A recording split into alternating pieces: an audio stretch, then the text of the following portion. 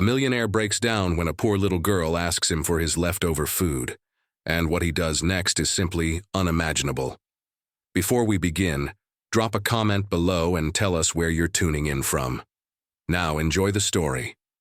Marcus Blackstone adjusted the platinum cufflinks on his sleeves as he scanned the quarterly financial forecasts on his tablet. Inside the opulent Meridian Club, crystal chandeliers shimmered above polished mahogany tables, casting graceful shadows where Seattle's elite sealed deals over wine more expensive than many people's entire monthly earnings. At 42, Marcus exuded power through razor-sharp precision. Every move calculated, every risk weighed. His empire, Blackstone Industries, wasn't built on luck. It was the result of relentless discipline and a methodical formula for success. Just then, the waiter approached with the evening's special. But before he could announce it, a small figure emerged beside their table. A little girl, no older than 7, stood nervously, clutching a bundle to her chest. Her clothes were tattered, her blonde hair tangled, but her clear blue eyes shimmered with a quiet determination that immediately gripped Marcus's attention. "Excuse me, sir," she said, her voice surprisingly polite and composed. "Could please have your leftover food?" The entire table froze. Marcus's companions exchanged uneasy glances, clearly expecting him to summon security. But there was something in the child's desperate bravery that made Marcus hesitate. "I'm sorry. What did you say?" he asked softly. The girl's grip on the bundle tightened, and that's when Marcus noticed, with growing shock, that she was holding a baby. The infant looked terribly undernourished, its tiny face sunken and pale. "We haven't eaten in 2 days," she whispered, her voice barely more than a breath. "Could you please share?" Marcus felt an unexpected tightness in his chest. "Where are your parents, sweetheart?" he asked gently. Tears welled up in her eyes, but her voice stayed steady. "Mama traded us for drugs 3 days ago," she said. "She said we were too much trouble." The word struck Marcus like a punch to the gut. A flood of memories surged up, memories he had locked away for decades. He saw himself at age 8, standing just like this little girl, abandoned by a mother who had chosen addiction over her own son. Marcus suddenly stood up, his chair scraping loudly against the marble floor. "What's your name?" he asked. "Sophia," she answered quietly. "And this is my baby brother, Noah." Without a second thought, Marcus turned to the waiter. "Box up everything on this table, now." Then to his stunned colleagues, "Gentlemen, we'll reschedule." With that, he gently guided Sophia toward the exit. Marcus Blackstone, the man who could control a boardroom with a single glance, felt the carefully constructed order of his world begin to unravel. And for the first time in decades, he found himself welcoming the chaos. His Bentley sped through Seattle's evening traffic, while Sophia sat silently in the back seat, cradling baby Noah in her arms. Each shallow breath from the infant sent a wave of fear through Marcus's chest. "How long has he been like this?" Marcus asked, checking on them in the rearview mirror. "He stopped crying yesterday," Sophia said simply. "I thought that was a good thing, but now his skin feels cold." Marcus's foot pressed harder on the accelerator. At Seattle Children's Hospital, he charged through the emergency doors, Noah in his arms, Sophia clinging to his coat. The medical team sprang to action, rushing the baby away while nurses bombarded Marcus with questions. "I'm not the father," he said, overwhelmed. "I just found them." A woman with a badge stepped forward, Ms. Rodriguez, a social worker. "Sir, we'll need to contact Child Protective Services right away," she said firmly. Through the observation window, Marcus watched as doctors fought to stabilize Noah. Sophia stood beside him, her small palms leaving faint marks on the glass. She hadn't left her brother's side in 3 days, and now strangers were taking him away. "Is he going to die?" Sophia whispered, her voice trembling. Marcus knelt beside her, his voice raw. "No, sweetheart, they're helping him." But inside, her fear transported him back 34 years, back to a cold hospital corridor where he had once stood alone. Social. Workers had spoken around him, not to him, deciding his future like he was cargo to be shipped. He remembered the sterile air, the clipboards, the feeling of being invisible. "Sophia," he said gently, "I won't let anyone separate you from Noah, I promise." She turned to him, her wide blue eyes searching his face for sincerity. "Everyone leaves." She said it so simply, yet those words shattered something deep within Marcus's chest. In this fierce little girl, he saw a reflection of himself, someone forced to grow up too fast, someone who carried unbearable responsibilities, someone who'd learned not to believe in promises. "I'm not everyone," he replied quietly. Just then, a doctor emerged with cautious optimism. "The baby is severely malnourished and dehydrated," she explained, "but we managed to intervene. In time, he'll need several days of IV nutrition and close monitoring." Sophia's legs buckled from sheer relief, and Marcus caught her before she hit the floor, surprised by how weightless she felt in his arms. When was the last time someone had properly fed this child? As they sat together in the waiting room, Sophia finally broke the silence. "You smell like my grandpa used to, before Mama got sick."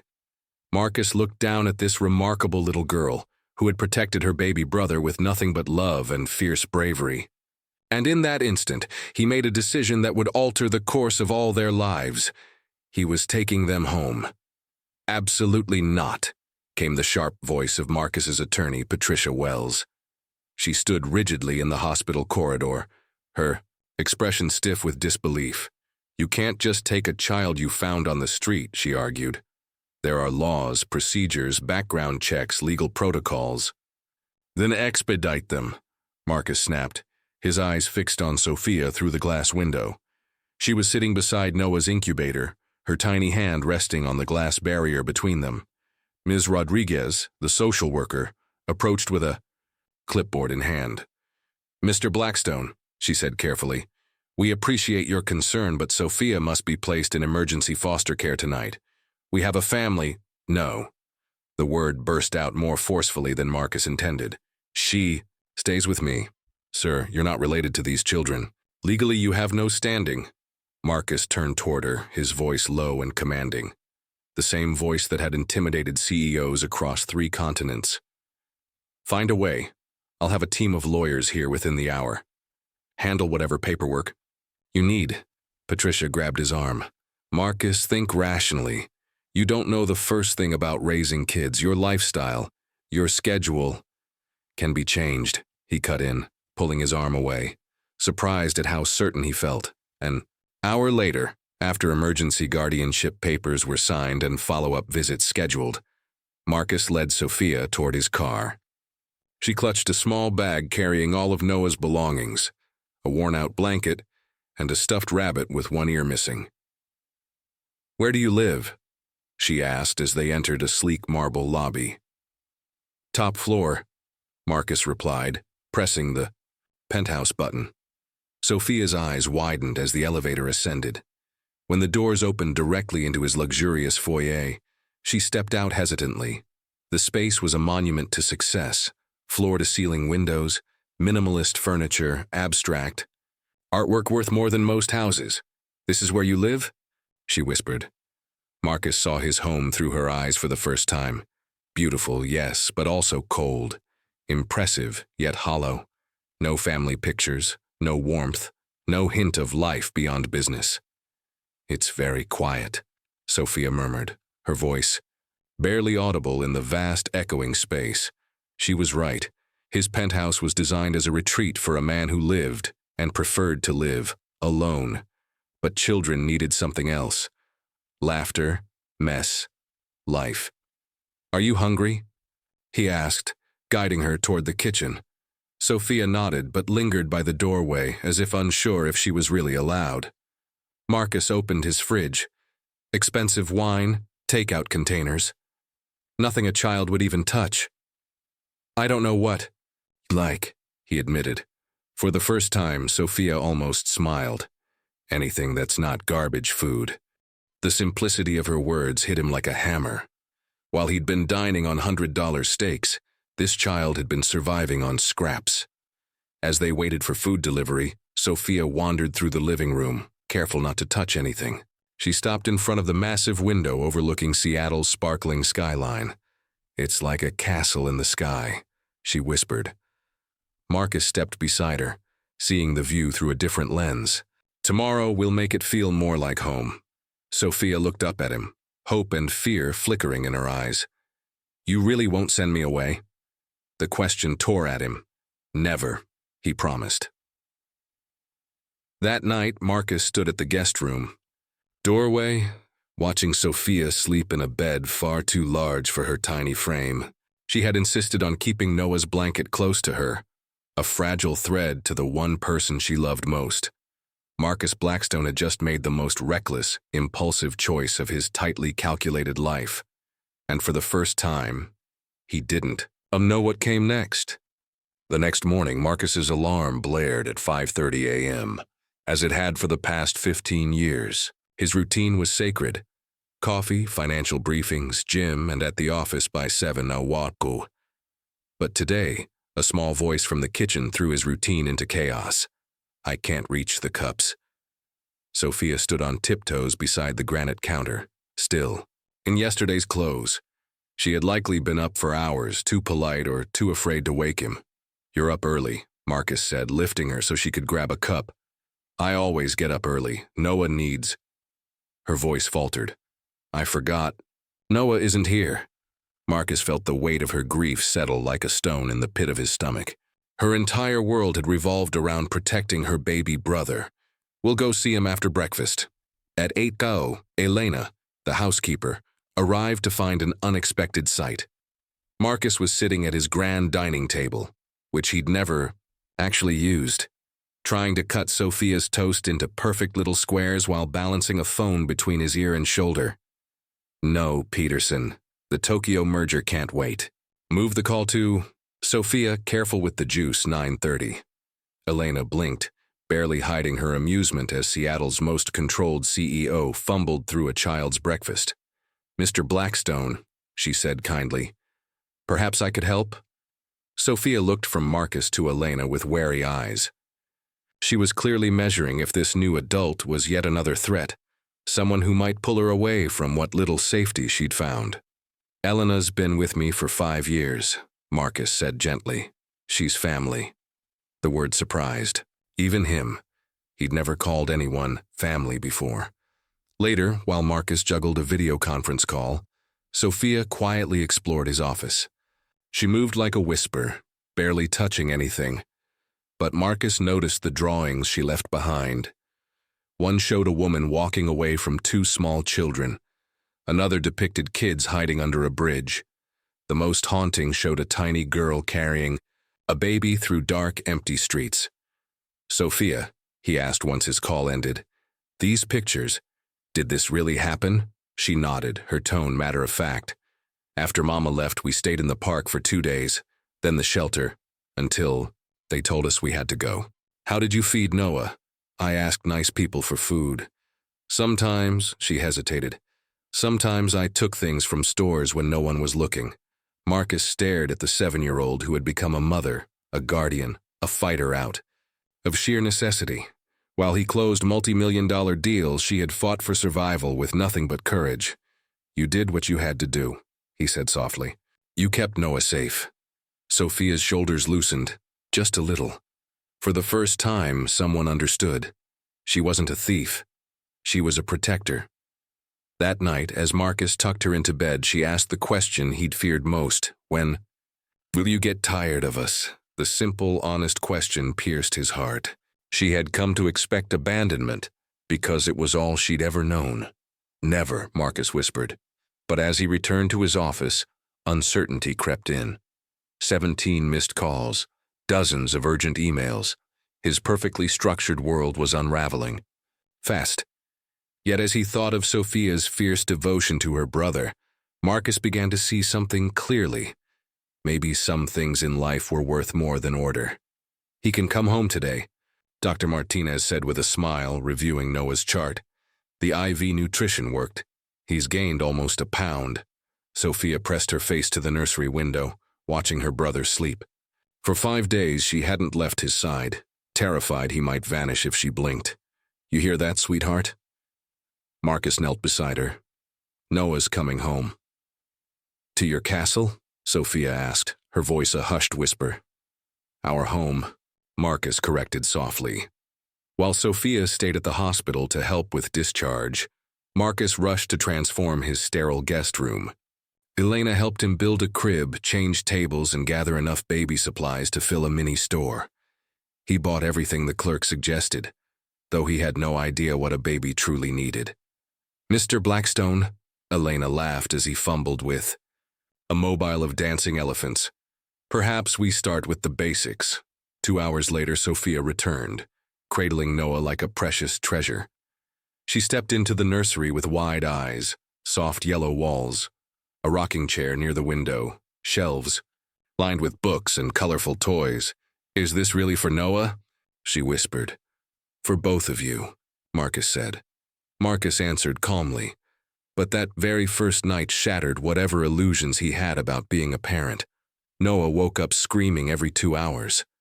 Marcus stumbled through attempts to feed him, change his diaper and burp him, like a man trying to defuse a bomb blindfolded. By 3 a.m., completely drained and defeated, Marcus sat slumped in the dim nursery, holding an inconsolable Noah in his arms. Nothing worked. The baby's cries cut through the silence of night, and Marcus felt helpless. Sophia appeared in the doorway, wearing pajamas far too big, ones Elena had bought for her.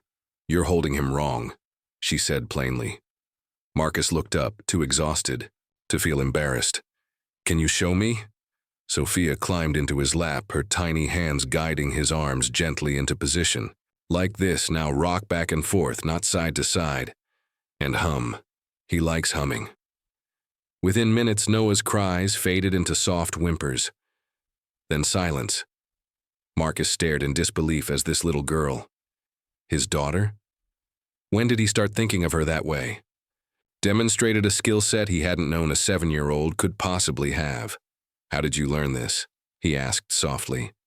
When Mama was sleeping all the time, Noah was always hungry. I had to figure it out. There was no self-pity. In her voice, just honest truth. Marcus felt a tightness in his throat. While he'd been building a business empire, this child had been raising a baby. You did an amazing job keeping him safe, Sophia. But you don't have to do it alone anymore.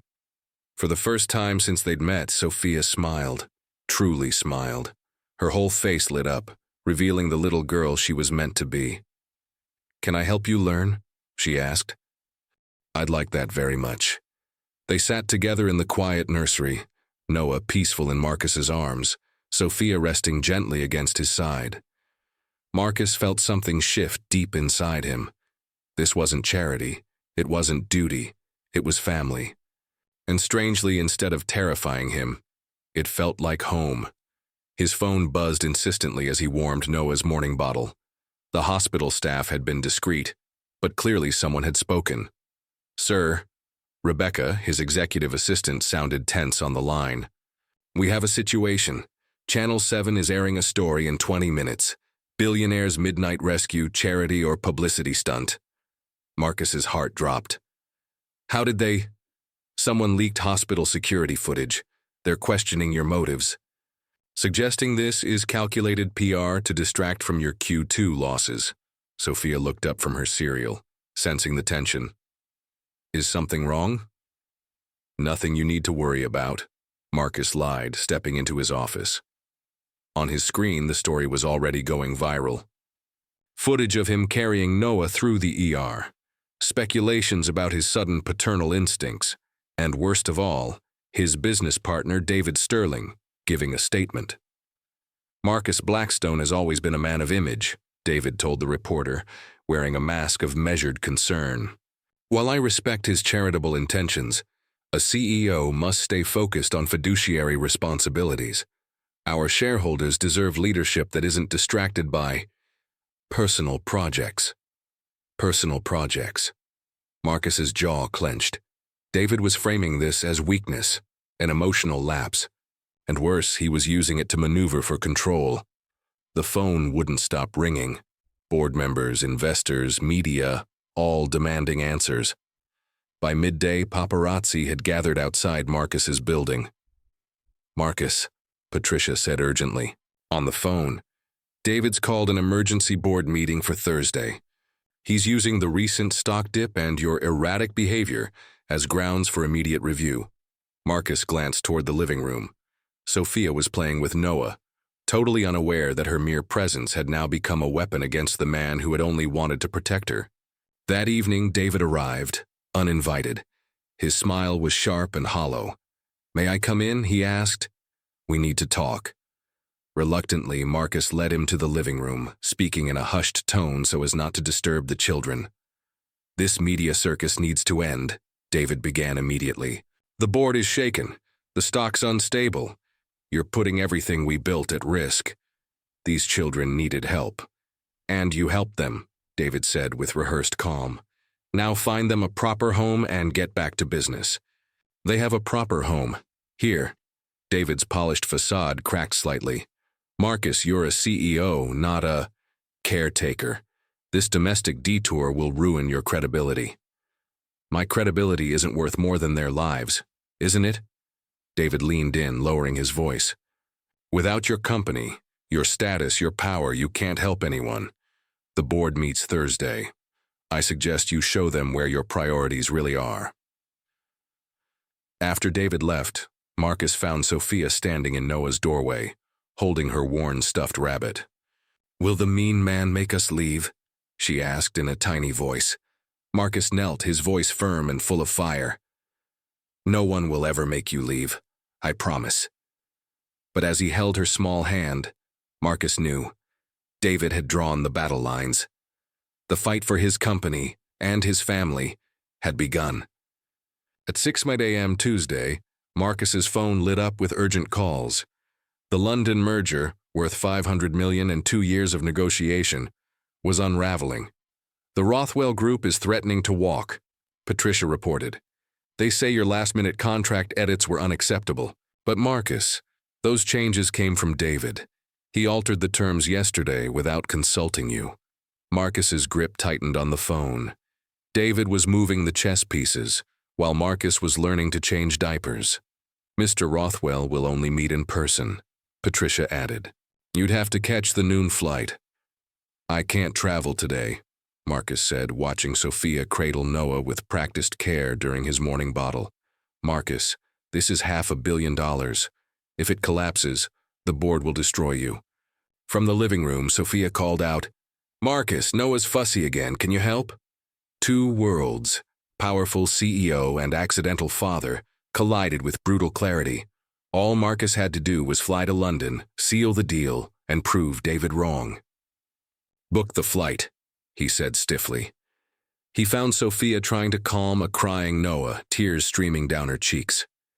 "He won't stop crying," she sobbed. "I don't know what I'm doing wrong." Marcus took Noah in his arms. The baby had a mild fever, nothing dangerous, just discomfort. "He's okay, sweetheart. Just a little warm. See, he's settling down." Sophia wiped her eyes. "You always know what to do." Her trust crushed whatever resolve Marcus had left. "Sophia," he began gently, "I might have to travel for work, just for a day or two." Her face turned pale. "You're leaving?" "Just for a little while." "That's what Mama said," Sophia whispered. "She said she'd be back in 2 days. That was 6 months ago." Marcus saw it then, hope dying in her eyes. That familiar emptiness of a child who had learned not to trust any promise. "I'm not going," he said suddenly. "But your important work. You're more important." He was surprised by how certain he felt saying it. He called Patricia back. "Cancel the flight, handle it remotely." "Marcus, you're making a mistake," she warned. "David's using this to prove you've lost focus. Then let him." He looked over at Sophia, who was cautiously hopeful again. Some things matter more than money. That evening, financial headlines exploded with news of the failed merger. David appeared on CNBC, radiating concern. "Leadership demands difficult decisions," he told the camera. "When personal emotions interfere with business, it's the shareholders who pay the price." Marcus's phone buzzed nonstop. The board wanted answers. But as he watched Sophia draw their little stick-figure family beneath a home, he felt peace. He had passed the only test that truly mattered. Sophia's narration begins. I watch. Marcus through the crack in my bedroom door as he works at his giant desk. The blue light from his computer makes his face look tired, but he doesn't stop working. His phone buzzes constantly, but he turned the sound off after Noah fell asleep. 3 weeks ago, I didn't think people like Marcus were real. Rich people were just faces on TV. But Marcus feels real. He sits by my bed when I have nightmares. His hands are warm when he helps me with Noah's bottles. I count things now, 3 weeks, 2 days, and 5 hours since he found us. I mark each day on the calendar Elena gave me. Mama used to vanish for days, sometimes weeks. The longest was 2 whole months. I learned to count time so I'd know when to stop waiting. But Marcus is different. He canceled his big trip just because Noah was fussy. Important men and expensive. Suits don't do that. Not for kids like us. I draw pictures of our family now, me, Noah, and Marcus. We're always holding hands in the drawings. I haven't shown them to Marcus yet. What if he sees us together on paper and decides we don't really belong? Elena says Marcus smiles more now. She said he was always serious before. But now he laughs when I tell silly stories about the animals we saw in the park. I like making him laugh. His whole face changes, like sunlight pushing through clouds. Sometimes I catch him staring at old pictures on his phone. One photo is of a pretty lady with hair like mine. When he thinks I'm not looking, his eyes get sad. I wonder if she left him too. At night, when everything's quiet, I listen for his footsteps. He always checks on Noah first. Then he stands at my doorway for a minute. I pretend I'm asleep, but I'm really watching through my eyelashes. He looks worried sometimes, like he's carrying heavy things no one else can see. That scary man. David came again yesterday. His voice made my stomach twist, like when Mama's dealers came over. Marcus's voice changed around him too, sharper, colder. After David left, Marcus held Noah for a long time. Are we causing trouble? I asked him. You're the best kind of trouble, he said, but his eyes still look sad. I know Marcus gave up something big for us. Elena whispered into the phone with her sister about board meetings and angry phone calls. I don't understand business words, but I understand sacrifice. Mama taught me that when you choose one thing, you lose something else. Today, Marcus taught me how to make pancakes, real ones, not the kind from powder packets. He let me crack the eggs even though I got shells in the bowl. We laughed so hard that Noah started giggling too. We're good at this, Marcus said as he flipped a lopsided pancake. At cooking? I asked. At being a family. The word made my chest feel warm and scared at the same time. Family means people who don't leave. But everyone leaves eventually. Except, maybe Marcus won't. Maybe this time is different. Maybe I'm finally allowed to stop counting the days. The crisis started at 3:47 a.m. on a Thursday. Noah's fever shot up to 103 degrees and they raced him back to the emergency room. Marcus held his convulsing son. When had he started thinking of Noah that way? His phone buzzed with the news that would destroy everything. Emergency board meeting at 9 a.m. Rebecca's text read, David is calling for your immediate removal as CEO. Votes already secured. Dr. Martinez worked quickly while Marcus paced the waiting room. Sophia sat curled up in a chair beside him. The same little girl who had been laughing over pancakes just hours before now stared at her. Brother watching him fight for stability all over again. It's my fault, Sophia whispered. I gave him my cold. Babies get sick, sweetheart. It's not anyone's fault, Marcus said, but even he didn't sound convinced. His phone wouldn't stop buzzing. Miss Rodriguez, the socially worker, arrived at dawn, her face grim. Mr. Blackstone, I need to talk to you about concerns that have been brought to our attention. Marcus's stomach dropped. What kind of concerns? Anonymous reports, she said, about your frequent absences, missed meetings, declining business performance.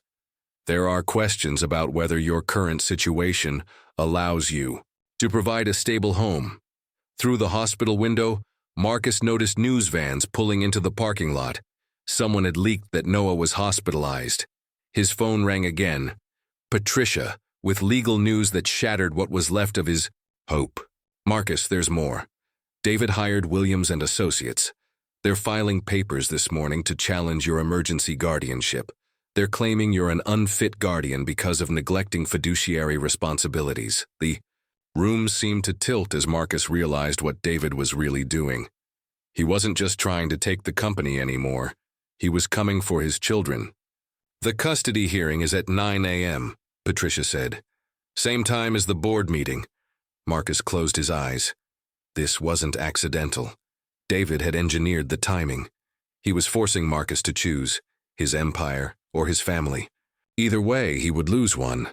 Sir, Miss Rodriguez said gently, I need to ask directly, are these children interfering with your ability to fulfill your professional obligations? The question hung in the air like a blade. The truth would cost him the case. A lie would betray everything he'd learned about himself. My children are my priority, Marcus said quietly. Miss Rodriguez made a note on her clipboard. The state has to consider long-term stability, Mr. Blackstone. Love isn't always enough. By 4:08 a.m., Noah's fever had broken, but the doctor wanted to keep him under observation for another day. Sophia refused to leave his side, too afraid he'd disappear again. Marcus stood at a crossroads that would define the rest of his life. One path led to the boardroom where his company might be saved. The other led to the courtroom, where his children's future was at stake. His phone buzzed with a final message from David. Choose wisely, old friend. You can't save them both. For the first time since building his empire, Marcus Blackstone faced a choice where money and power meant nothing. He could choose love or legacy, but not both. He stood in the hospital hallway, phone to his ear, as Patricia gave him the last possible option. The board vote starts in 15 minutes. If you're not there, David wins by default. The company will be his. You'll have nothing left to give the children. Through the glass, Marcus watched Sophia holding Noah's hand. She hadn't eaten since yesterday. She refused to move. Just 5 minutes, Patricia urged. Show up, cast your vote, prove. You're still committed. The custody hearing will take hours. You'll have time to return. I'll be there in 10, Marcus heard himself say. He approached Sophia gently. Sweetheart, I need to step out for just a little while. It's a work emergency. Her head snapped up, eyes suddenly cautious. You're leaving? Just for a moment. I'll be back before... Before what? Her voice was small. Before they take us away? No one's taking you anywhere, Marcus said. But even as he spoke, his feet were already moving toward the exit. The boardroom looked the same as ever. Polished wood, leather chairs, and the heavy air of ambition and betrayal. David smiled coldly when Marcus entered. Cutting it close, aren't we? The vote began. David's allies had spent weeks preparing. Every misstep was used against Marcus. His absences, the failed merger, the media scandal, all in favor of removing Marcus Blackstone as CEO. David called. Hands rose around the table.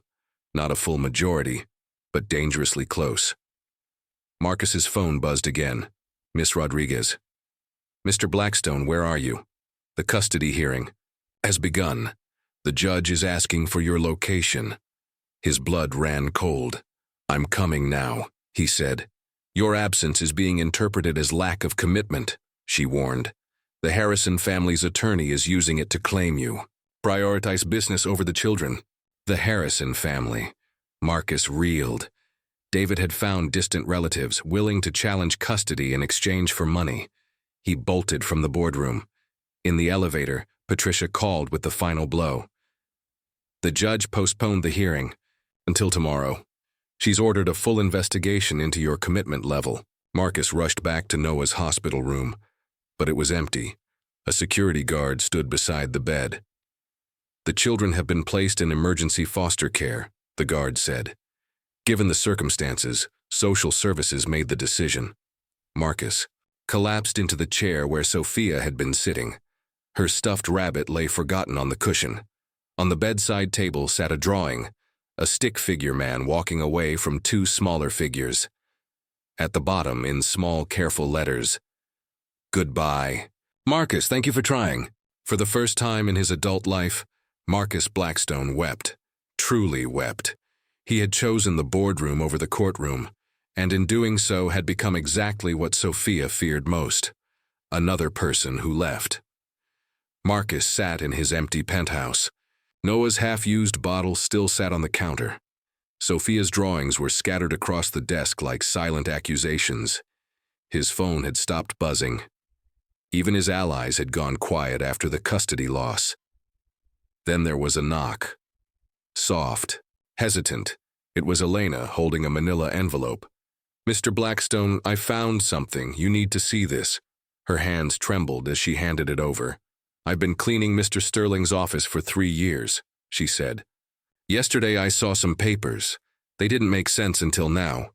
Inside were photocopies, documents that made Marcus's skin crawl, bank transfers to the Harrison family, payments to hospital staff for leaking private details, and worse, emails.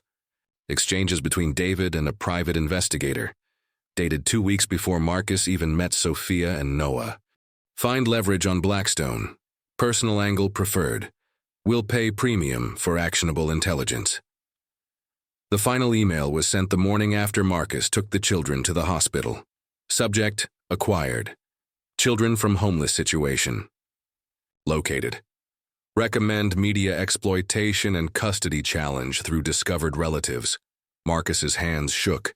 David hadn't just taken advantage of a situation. He had engineered it from the start. From the moment Marcus showed kindness, David had begun to destroy him. "There's more," Elena said, pulling out a recorder. David's voice filled the room, speaking to someone after Marcus had left the boardroom. Phase 1 complete. Blackstone's reputation is destroyed. The children are in state custody, and the board finally sees his weakness. "By tomorrow, I'll have full control of the company, and he'll have nothing." "What about the kids?" a different voice asked. David laughed, a cold, sharp sound. "Tragic casualties of war. They served their purpose. The Harrison family. We'll take custody tomorrow. They're grateful for the financial help, and Marcus, he'll be too broken to fight back." Marcus looked up at Elena. Her eyes were full of fire. "He used those babies," she said, voice shaking. "As weapons," she said fiercely. "He never cared about the company. He only wanted to destroy you." The pieces clicked together, with a sickening clarity. David's 15 years of buried resentment had finally found a target. Not Marcus's business empire, but his newly discovered ability to love. Marcus's phone rang. Patricia's voice was strained. "Marcus, there's something else. The Harrison family's attorney just called. They're willing to drop the custody case." "What's the catch?" "You sign over your controlling shares in Blackstone Industries to David tonight. They're claiming it's to ensure financial stability for the children. But Marcus, this is extortion." Through his floor-to-ceiling windows, Marcus stared. Out at the city lights sparkling like fallen stars. David had played a flawless game, separating Marcus from his foundation, turning his love for the children into a perceived weakness, and now delivering a final ultimatum. Give up everything he had built to keep everything that mattered. "There's one more thing," Elena said gently. "Miss Sophia, she left this." She handed him a small folded piece of paper. Inside was a drawing of Marcus holding both children, and beneath it were carefully written words. "You didn't leave us. They took us. We still love you. Sophia and Noah." Marcus stared at the drawing, feeling something solidify inside his chest. David had made one fatal miscalculation. He believed Marcus would always choose his empire over his heart. But the man who had found Sophia begging for scraps wasn't the same man who had once built Blackstone Industries. That version of Marcus had valued power above all. This one had discovered what truly mattered. Tomorrow's custody hearing wouldn't just decide the children's fate. It would determine who Marcus really was. The courthouse steps buzzed with press as Marcus arrived at 8 UAM. Elena at his side carrying a briefcase filled with evidence. David Sterling emerged from a sleek black sedan flanked by the Harrison family and their high-powered attorney. "Marcus," David said with feigned warmth. Still time to reconsider our generous offer. Sign the papers and this all ends. Quietly, Marcus looked him in the eye. See you inside. Judge Martinez called the courtroom to order. As Marcus took his seat, he couldn't ignore the empty space where Sophia and Noah should have been. The Harrison family, distant cousins who'd never even met the children, sat rigid and proper in their Sunday clothes. Their attorney, Mr. Williams, began his argument with sharp efficiency. Your Honor, Mr. Blackstone's own behavior proves his inability to act as a proper guardian. Yesterday, during a medical emergency involving the infant, he left both children, alone to attend a business meeting. Marcus glanced at David in the gallery. He was smiling with smug satisfaction. Furthermore, Williams continued, Mr. Blackstone's recent business failures signal an unstable future. The Harrison family offers a traditional, reliable household. 15 years of marriage, 3 thriving children, strong community ties. When called to the stand, Marcus didn't stick to the script his lawyer had prepared. Your Honor, everything Mr. Williams said is true, he said clearly. I left the hospital yesterday. I made a terrible mistake. One I'll regret for the rest of my life. His lawyer winced, but Marcus pressed on. 15 years ago, I made a different choice. I chose ambition over love. I built an empire, but in the process, I lost who I was. He turned and looked directly at David. 3 weeks ago, a little girl named Sophia saved me. She and her baby brother didn't just need help, they helped me. They gave me back something I didn't even realize I'd lost. Mr. Blackstone, Judge Martinez interjected gently. The court understands your emotional bond, but we must focus on practical matters of stability. Then consider this, Marcus said, nodding to Elena. She stood and handed folders to the bailiff. My former business partner, David Sterling, orchestrated this entire custody battle. Not to protect the children, but to destroy me. The courtroom erupted as the documents were passed out. Bank records, emails, recorded phone calls. Proof of David's calculated sabotage.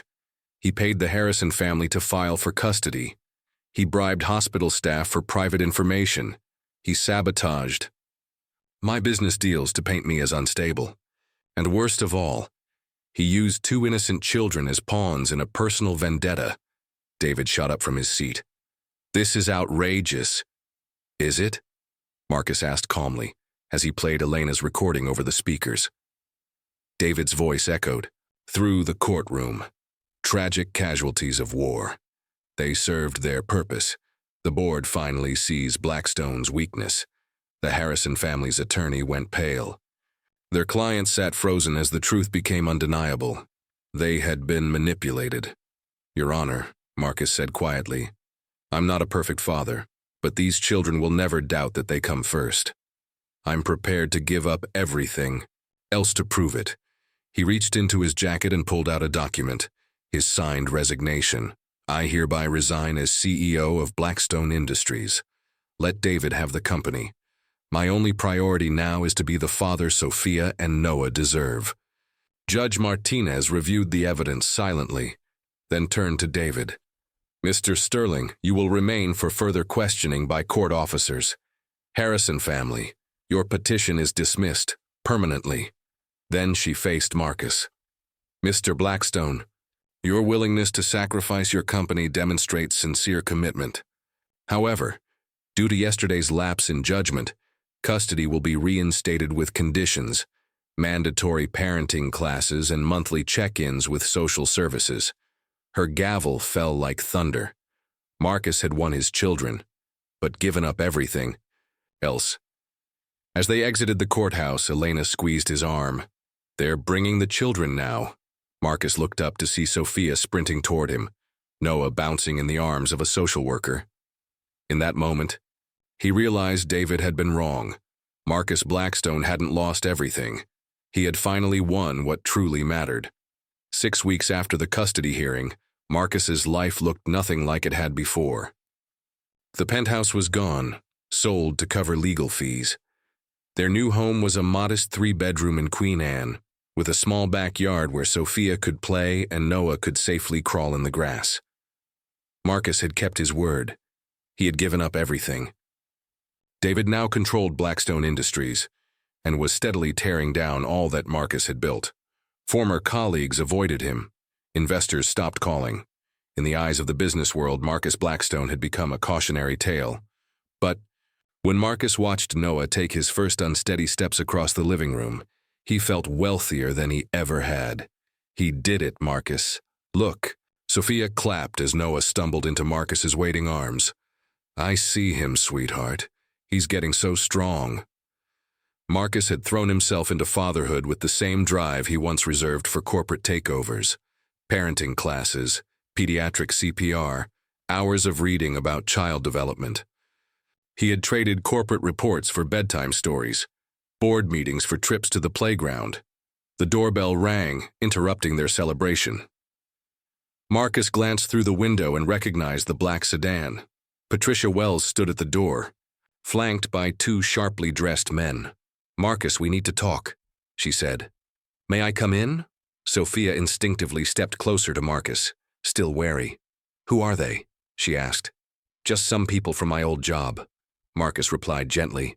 Why don't you show Noah his new toy while I speak to them in the kitchen? Patricia got straight to the point. David's destroyed the company. Stocks collapsed, clients are pulling out. The board finally sees him for who he is. Marcus poured coffee, unimpressed. That's unfortunate. They want you back, Patricia said. Full control, chairman and CEO. The compensation package is more than your original equity was worth. She slid a contract across the table. You could rebuild everything, your name, your legacy. Marcus glanced at the numbers. Enough to buy back the penthouse. Enough to secure a luxurious life for Sophia and Noah. There's one condition, Patricia added carefully. The role demands full dedication, constant travel, long hours. The board needs to know you're putting business first again. What about the children? Marcus asked. Elena can help, and there's always boarding school later. Marcus, this is your chance to take back everything. From the living room came the soft sound of Sophia reading to Noah. Her small voice carefully shaped every syllable. She'd been reading to him every night since they moved in. Patricia pressed, The offer won't last long. Marcus looked at the contract again. He saw numbers representing his former world. Power, prestige, respect. Everything he'd chased for 15 years. Then he heard Noah giggle at something in Sophia's story. Tell the board I'm honored, Marcus said, gently sliding the contract back across the table. But I decline. My children need their father more than I need a company. Patricia stared at him in disbelief. Marcus, you're walking away from hundreds of millions. I'm walking toward something far more valuable. After they left, Marcus returned to the living room. Sophia sat on the couch, Noah asleep on her shoulder. She looked up at him, worry in her eyes. Are you going back to your important work? Marcus sat beside them, gently taking Noah into his arms so Sophia could stretch. No, sweetheart. This is my important work now. For the first time since the custody battle, Sophia smiled without any hesitation. Good. We're better at being a family than you ever were at being a businessman. Marcus laughed, a sound that had become far more common in their cozy little home than it ever had been in his corporate kingdom. You're absolutely right. 3 months had passed since Marcus had turned down the offer to reclaim his company. Their small house in Queen Anne had become a sanctuary, filled with laughter, finger paintings on the refrigerator, and toys scattered across hardwood floors that had once gleamed in cold perfection. Marcus stood at the kitchen window, watching. Sophia gently pushed Noah on the swing set he'd assembled in their backyard. His hands, once soft and polished from years of executive luxury, now carried the small calluses of home repairs and crib assembly projects done in the middle of the night. Mr. Blackstone, Elena said, appearing in the doorway with an envelope. This just arrived for you. The return address made his stomach clench. Blackwood Industries. Inside was a short letter from the bankruptcy attorney.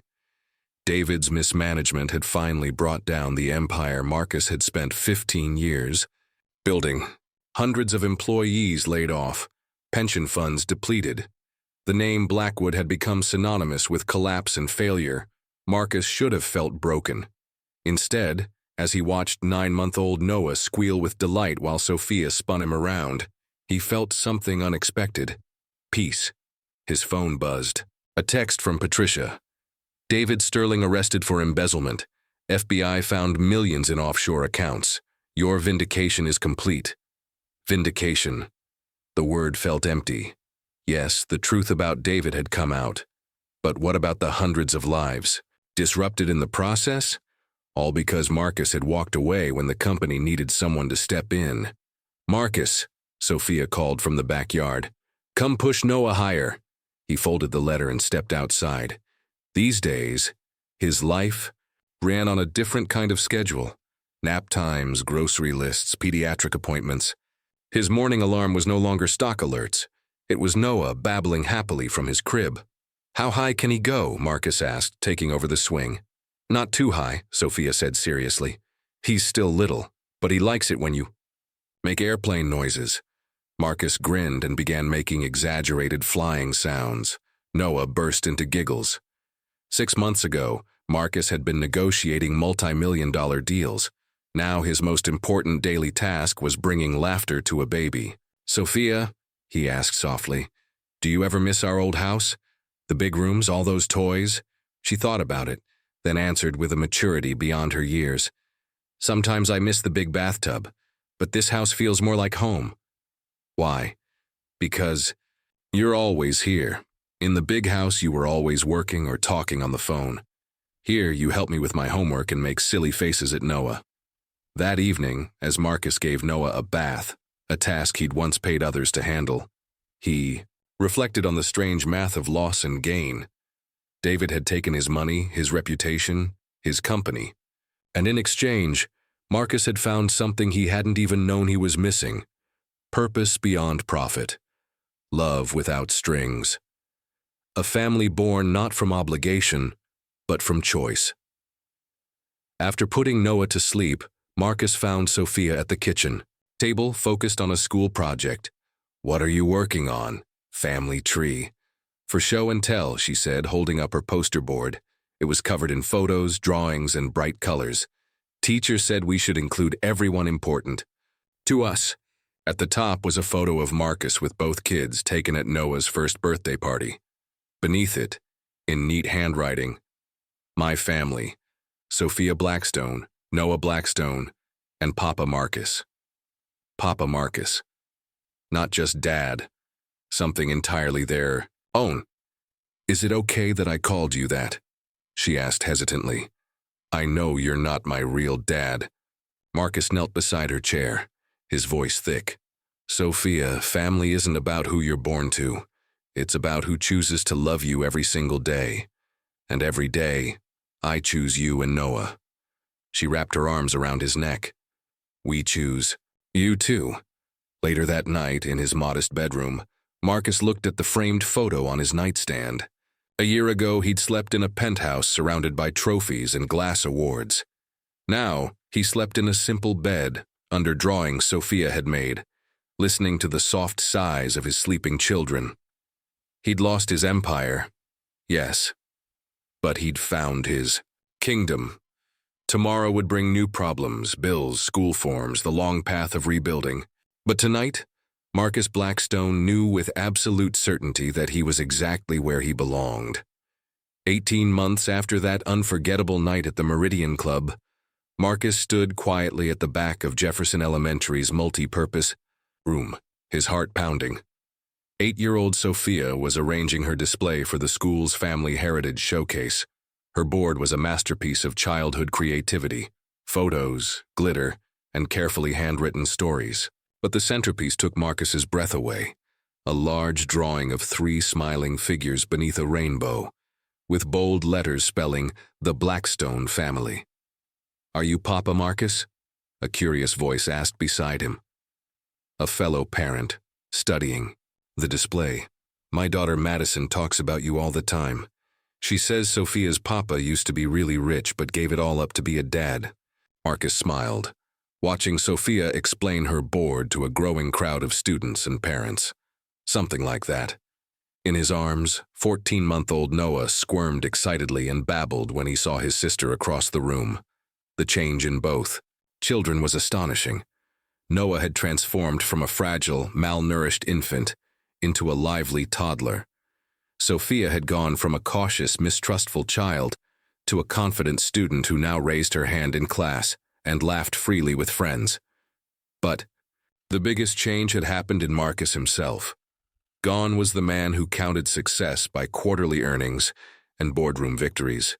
The new Marcus wore khakis instead of tailored suits, drove a sensible car instead of a luxury one, and found genuine happiness in bedtime stories and finger painting. His small consulting business, focused on helping startups grow ethically, provided just enough to live comfortably. But his real career, his real calling, was fatherhood. Papa Marcus. Sophia waved across the room. Come see what Mrs. Chen said about my project. Carrying Noah, Marcus made his way over. Sophia's. Teacher beamed. Sophia's project is remarkable. She's written such a heartfelt story about how families are made by love, not just biology. Sophia stood proudly beside her board, pointing out different sections. This is when Papa Marcus found us at the restaurant. I was scared, but he gave us food and took Noah to the hospital. Marcus remembered that moment vividly. The frightened little girl, clutching her baby brother, ready to be let down again. And now here she was, confident, joyful, deeply loved. And this, Sophia continued, pointing to a picture of their first Christmas morning together, is when we became a real family. Papa Marcus taught me to make pancakes and Noah took his first steps. Mrs. Chen smiled. What makes your family special, Sophia? Without a second of doubt, Sophia answered. Papa Marcus chose us. Even when things were hard and people were mean, he never gave up. He says family isn't who you're born to. It's who chooses to love you every day. Marcus felt his eyes sting as other parents around them nodded in quiet admiration. This little girl had spoken aloud the wisdom he had taken a lifetime to discover. After the event, as they walked to the car, Sophia slipped her hand into his free one. Papa Marcus, are you happy we found you? Marcus stopped, knelt to her level, Noah resting peacefully against his shoulder. Sophia, finding you and Noah was the best thing that ever happened to me. You didn't just change my life. You saved it. How did we save you? She asked sincerely. Marcus thought for a moment. Before you, I thought being successful meant money and awards. But I was lonely and didn't even know it. You taught me that real success means loving someone more than yourself. You made me want to be a man worthy of your trust. Sophia nodded solemnly, then smiled. Well, you're stuck with us forever now. We're Blackstones forever. Blackstones forever, Marcus echoed, his voice thick with emotion. That evening, as he tucked Sophia into bed, she handed him a small wrapped package. What's this? He asked. Open it, she said shyly. Inside was a hand-painted picture frame holding the family photo from the showcase and a certificate she had made herself. World's Best Papa Marcus Award, decorated with stars and little hearts. I wanted to give you something special, she whispered, because you gave up everything important for us. Marcus sat on the edge of her bed, Noah sleeping peacefully in his arms.